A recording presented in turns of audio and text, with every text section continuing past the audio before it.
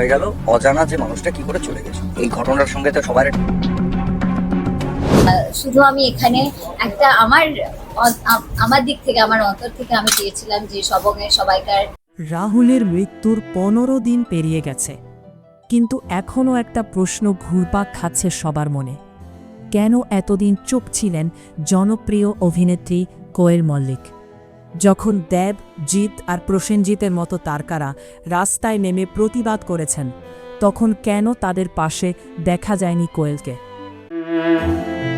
এই নীরবতার পেছনে কি লুকিয়েছিল কোনো চাপ, নাকি অন্য কোনো কারণ? অবশেষে মুখ খুললেন কোয়েল মল্লিক। তিনি স্বীকার করেছেন, রাহুলের মৃত্যুর নিয়ে সময় মতো নিজের অবস্থান জানাতে না পারায় তিনি রাহুলের পরিবার এবং পুরো ইন্ডাস্ট্রির কাছে ক্ষমা প্রার্থী। কিন্তু এখন এই শেষ নয়। তিনি আরও জানিয়েছেন, রাজনৈতিক ব্যস্ততার কারণেই এতদিন তিনি প্রকাশ্যে আসতে পারেননি। তবে তিনি চুপ থাকেননি। ইতোমধ্যেই তদন্ত কমিটির সঙ্গে যোগাযোগ করেছেন বলেও দাবি করেছেন তিনি। এদিকে রাহুলের মৃত্যুকে ঘিরে রহস্য আরও ঘনীভূত হচ্ছে। এটা কি সত্যিই একটি দুর্ঘটনা, নাকি এর পেছনে রয়েছে সুপরিকল্পিত কোনো ষড়যন্ত্র? সব প্রশ্নের উত্তর জানতে ভিডিওটি শেষ পর্যন্ত দেখুন। 14 দিন হয়ে গেল, অজানা যে মানুষটা কি করে চলে গেছে। এই ঘটনার সঙ্গে তো সবার শুটিং সেটে অভিনেতা রাহুলের আকস্মিক মৃত্যুটি নানা রহস্যের জট পাকিয়েছিল। ভিকটিম ও অভিযুক্তের পাল্টাপাল্টি বিতর্কে ঘটনার সঠিক বর্ণনা জানা যায়নি। তবে একটা বাস্তব সত্য কখনোই মিথ্যের আড়ালে ঢেকে যায় না। তেমনি রাহুলের ঘটনায় একে একে বেরিয়ে আসছে ঘটে যাওয়া সেই চাঞ্চল্যকর তথ্যগুলি। একে একে মুখ খুলছেন সেটে থাকা শিল্পীরাও। কেননা জলজান্ত একটা সুস্থ মানুষ গোটা ইউনিটের সামনে থেকে পানিতে তলিয়ে মৃত্যুবরণ করল। শুটিং করতে জলে নামলো, ঢেউ আসলো আর রাহুলকে ভাসিয়ে নিয়ে গেল। অথচ সেটে থাকা অন্যান্যরা নিরুপায় ছিলেন।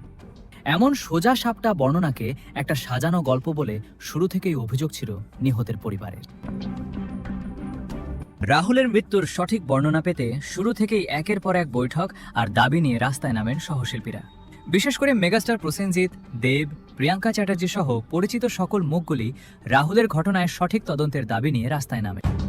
শুটিংয়ের পরিচালক ও নায়িকাকে নিয়ে তোলা হয় নানা প্রশ্ন। বলতে গেলে এ ঘটনায় শুরু থেকে সকলের তোপের মুখে ছিলেন নায়িকাও, কারণ সে সবকিছু জেনে শুনেও চুপ করেছিলেন। অথচ সবার আগে নিজ দায়িত্ব থেকে তারই কথা বলা উচিত ছিল, কিন্তু সে বরং গা ঢাকা দিয়ে থাকায় বিষয়টি আরও জটিলতা রূপ নিয়েছে। রাহুলের মৃত্যুর রহস্য ও তার সঠিক বিচার পেতে বারবারই সংবাদ সম্মেলন ডাকছেন প্রসেনজিৎ চ্যাটার্জি। তিনি বলছেন, আমরা ততক্ষণ পর্যন্ত কাজে ফিরব না যতক্ষণ না পর্যন্ত এ ঘটনার রহস্য উদ্ঘাটন হবে। এ ঘটনায় নায়িকার অবস্থান সম্পূর্ণ সন্দেহজনক। সে কেন প্রকাশ্যে আসছে না, আর কেনই বা যুক্তিবিহীন বর্ণনা দিচ্ছেন পরিচালক? অতএব সব মিলে এ ঘটনায় একটা বড় রহস্য লুকিয়ে থাকার স্পষ্ট আভাস দেখছেন শিল্পীরা। প্রত্যক্ষদর্শীরা যেসব তথ্য দিয়েছে তাতেও রাহুলকে বাঁচানোর যথেষ্ট সময় ছিল, কিন্তু পরিচালক কেন আগে থেকেই সকল সেফটি বর্জন করেছিল? অতএব এতে পরিকল্পিত কোনো ষড়যন্ত্র ছিল কিনা সেই প্রশ্ন ও তুলেছেন সহশিল্পীরা।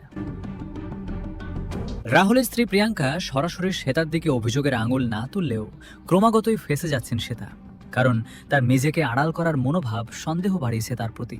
ঘটনাস্থলে যারা ছিলেন তাদের মাঝে এক ব্যক্তি বলেন, যে স্থানে শুটিং ছিল ওটা ডেঞ্জারাস স্পট। ওখানে যারা শুটিং করেন তারা বিশেষ সেফটি ছাড়া জজরে নামে না। কিন্তু জীবনের প্রথম এমন এক পরিচালকের শুটিং দেখেছি যেখানে কোনো শিল্পীদের জীবনের কোনো নিরাপত্তার ব্যবস্থাই নেই। একজন পরিচালকের কাছ থেকে এটা আশাই করা যায় না। যে স্থানে শুটিং চলছিল সেখানে খাদ রয়েছে, অর্থাৎ অল্প জল থেকে কিছুটা সামনে এগোতেই গভীর জলে পড়ে যায় রাহুল।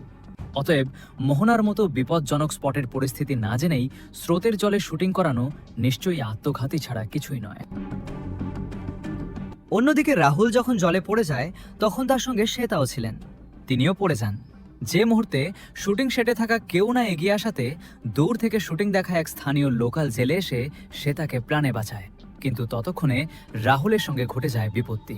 সেই ব্যক্তি পরক্ষণে রাহুলকে উদ্ধার করেন, কিন্তু ততক্ষণ পর্যন্ত শুধু দাঁড়িয়ে দাঁড়িয়ে দেখেই যাচ্ছিলেন শুটিংয়ের পরিচালক।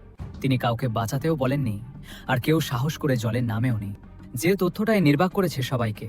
যদিও অভিযুক্তরা পরক্ষণে জানায় তারা কেউ সাঁতার জানে না, কিন্তু প্রশ্ন তো থেকেই যায়, সাঁতার না জানার রাহুলকে কেন তারা ভয়ানক সমুদ্রে নামিয়েছিলেন?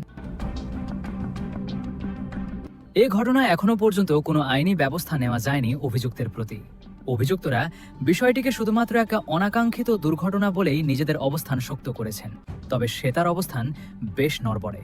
আশঙ্কা তৈরি হয়েছে আইনি চাপ প্রয়োগ হলেই আসল সত্যতা তুলে ধরতে পারেন শ্বেতা, যে কারণে অভিযুক্তদের প্রতি যেন খুব শীঘ্রই আইনি চাপ প্রয়োগ করা হয় সেই দাবি নিয়েই রাস্তায় নেমেছেন সহশিল্পীরা। কিন্তু এখনো পর্যন্ত সঠিক কোনো তদন্ত, সঠিক কোনো বিচার বা আমরা এটাও জানতে পারলাম না বিষয়টি কি অ্যাক্সিডেন্টলি ঘটনাটা ঘটেছিল নাকি প্রি প্ল্যান করে এই ঘটনাটাকে ঘটানো হয়েছিল।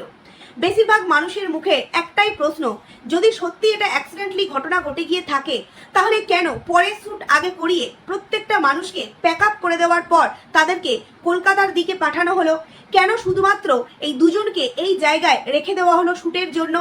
আমরা এতদিন প্রত্যেকটা ভিডিওতে এটাই জানতে পারছিলাম যে প্রত্যেকে কিন্তু কলকাতার জন্য রওনা দিয়ে দিয়েছিল, শুধুমাত্র রাহুল এবং শ্বেতা মানে নায়ক এবং নায়িকা ছিল। কিন্তু এখন আমরা নতুন নতুন তথ্য কিন্তু জানতে পারছি যে সেই সময় শুধুমাত্র রাহুল বা শ্বেতা এরা দুজন ছিল এমনটা কিন্তু নয়, সেখানে আরও একজন কিন্তু উপস্থিত ছিলেন যার নামের সাথে মিল করে এখানে আমি নামটা বলছি, সিদ্ধান্ত। আশা করছি অরিজিনাল নামটা তোমরা প্রত্যেকেই বুঝতে পেরে গেছো, আর যদি বুঝতে না পারো অবশ্যই আমি অন্যান্য ভিডিও এমন দেবো তোমরা তাতে বুঝতে পেরে যাবে। তো সেই ছেলেটির অবশ্যই কিছু বক্তব্য আমি আমার এই ভিডিওতে তুলে ধরবো। বক্তব্যের মধ্যে অনেক রকম গোলতাবড়ি বিষয় কিন্তু আছে। যে ঘটনাটি ঘটেছে সেটাকে সম্পূর্ণরূপে ধামাচাপা দেওয়ার চেষ্টা চালানো হচ্ছে, আর যেই ঘটনাটি ঘটেনি সেটাই আমাদের সামনে কিন্তু বলা হচ্ছে। যেই মানুষগুলো সেই মুহূর্তে ছিল না তারা তাদের মতো করে দায় ছাড়া কথা বলছে যে আমরা তো ওই স্পটে ছিলাম না, তাই আমরা কিভাবে ঘটনাটা ঘটেছে আমরা বলতে পারবো না। আচ্ছা, সত্যি কি এটা সম্ভব? আমার যতটুকুনি শ্যুট আমি ঠিক ততটুকুনি জানবো, তার পরবর্তী পদক্ষেপ বা তার পরবর্তী শ্যুট কি হতে পারে এগুলো কোনো রকম কোনো কাগজের মধ্যে না থাকলেও সেইখানে যখন 2-3 দিন যাবৎ একজন একজনের সাথে আলাপ আলোচনা করে, গল্প করে, আড্ডা করে, নানান রকম হাসি খুশির মুহূর্ত কাটায়, তারা কি একে অপরের সাথে কথোপকথন করে জানতে পারে না যে জানিস তো আমার ওইখানে ওই জলের শ্যুটটা আছে, বা তোরা তো চলে যাচ্ছিস আমার এখনো পর্যন্ত এই জলের শ্যুটটা বাকি রয়ে গিয়েছে? এগুলো কি কলা কুশলীদের মধ্যে পার্সোনাল কোনো কথোপকথন হয় না? কারণ আমরা জানি যখন স্টুডিওতে শ্যুটগুলো হয় তখন কিন্তু তারা নিজেদের ওই শ্যুটটুকুনি করার পর কিন্তু নিজেদের বাড়ি চলে যায়, বাট যখন এরকম আউটডোরে মানে বাইরে গিয়ে যখন শ্যুটগুলো হয় তখন অবভিয়াসলি তারা তাদের সেই শ্যুটটা কমপ্লিট করার পর তারা তাদের সেই হোটেল রুমে আসে এবং সেখানে তারা এসে নিজেদের মতো করে অনেকটা সময় স্পেন্ড করে, এবং সেই সময় স্পেন্ড করার সময় তারা তাদের আড্ডা ইয়ার্কি গল্পর ছলে কিন্তু তারা বলে যে আমার জানিস কালকে জলের শ্যুট আছে, জানিস আমার কালকে পাহাড়ের শ্যুট আছে, আমার কালকে ঝর্ণার শ্যুট আছে, খুব ভয় লাগছে, রিক্সি আছে। এই সমস্ত বিষয়গুলো তো নিশ্চয়ই আলাপ আলোচনা হয়েছে। তাহলে কেন প্রত্যেকটা মেম্বার যাদের কাছেই নানান রকম তথ্যের জন্য, নানান রকম কিনারা খোঁজার জন্য নিউজ চ্যানেলগুলো যাচ্ছে, তখন তাদেরকে ক্লিয়ারলি জানানো হচ্ছে সেই সমস্ত কলাকুশলীদের তরফ থেকে যে আমার তো ওই অবধি শ্যুট ছিল না, তাহলে আমি কি করে ওই বিষয়টি প্রিয় দর্শক, এতক্ষণ আমাদের সাথে থাকার জন্য আপনাদের অসংখ্য ধন্যবাদ। আর হ্যাঁ, আজকের এই উক্ত বিষয়টি হতে কোয়েল মল্লিকের এমন মন্তব্য নিয়ে আপনাদের কি বক্তব্য তা অবশ্যই আমাদের কমেন্ট করে জানাতে ভুলবেন না। ধন্যবাদ সবাইকে।